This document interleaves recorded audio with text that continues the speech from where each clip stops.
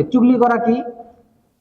একজনের কথা আরেকজনকে বলে বেড়ানো, লাগিয়ে দিয়ে বেড়ানো, এবং উভয়ের মাঝে শত্রুতা তৈরি করে দেওয়া, উভয়ের মাঝে বিদ্বেষ তৈরি করার চেষ্টা করা, দূরত্ব তৈরি করার চেষ্টা করা, এটাকে বলা হয় চুগলি করা। সহিহ মুসলিম 192 নম্বর হাদিস। قال رسول الله صلى الله عليه وسلم لا يدخل الجنة قطات, কোন চগলখোর কখনো জান্নাতে প্রবেশ করবে না। নাউযুবিল্লাহ। মিশকাতুল মাসাবিহ 4846 নম্বর হাদিস।